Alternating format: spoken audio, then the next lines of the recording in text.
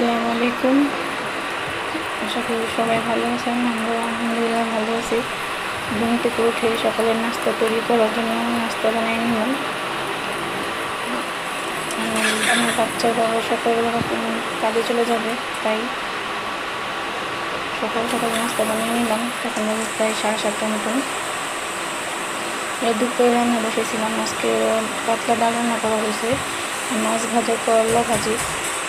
কালকে একটু ভারী খাবার খাওয়া হয়েছে, যার কারণে প্রচণ্ড গরমের জন্য বাচ্চার বাবা বলতেছে যে হালকা পাতলা রান্না করার জন্য, তাই হালকা পাতলা রান্না করা হলো।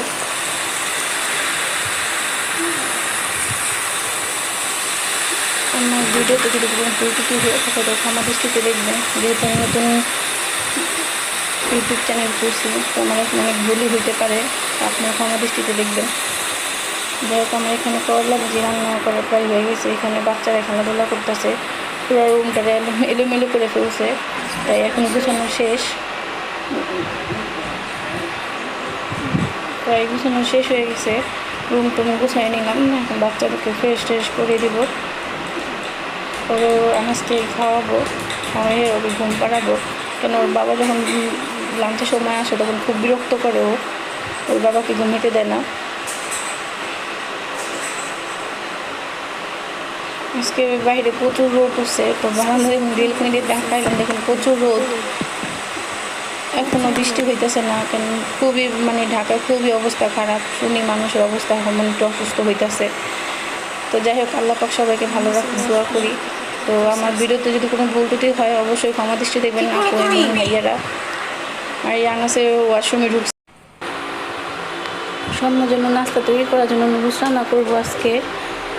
তো এমনি আনাজকে রেগুলার নুডলস দেওয়া হয় না, কিছুদিন পর নুডলস দেওয়া হয়। তো এখানে যে সব কিছু রেডি করে নিলাম। তো নুডলস রান্না করে আনাজের বাবাকে নুডলস নিয়ে যাবে, আর আনাজকেও খাওয়াবো। তো আজকের বাইরে নাস্তা আমার হয় নাই।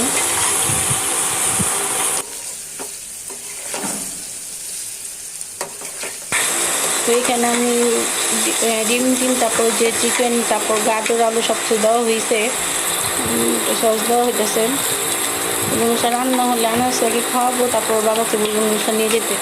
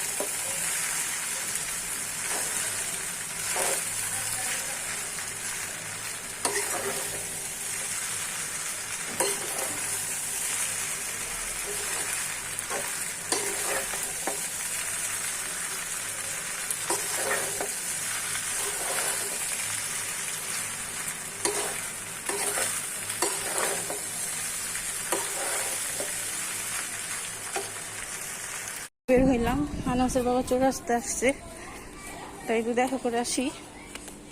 তাও একটু প্রয়োজনীয় জিনিস কিনে দরকার ছিল আনার জন্য, তাও নিয়ে আসবো সাথে করে। আনাস আমার আগে চলে গেছে। এই যে আমরা এখন চৌরাস্তায় যাব। এই যে আমার আনাস আমার আগে আগেই আছে, ও বের হইলে আমার হাত ছেড়ে দৌড় দেয়, কিন্তু অনেকবার ওকে নিষেধ করছি হাত জানি না ছাড়ে, তারপর হাত ছেড়ে দেয়। মেন রোডে আসলাম। তো আজকে ভিডিওটি ভালো, বাইরে কি সুন্দর বাতাস। তো আমাদের ভিডিও যদি ভালো লাগে অবশ্যই লাইক, কমেন্ট, সাবস্ক্রাইব করে দিবেন। আমি আজকেই বললাম,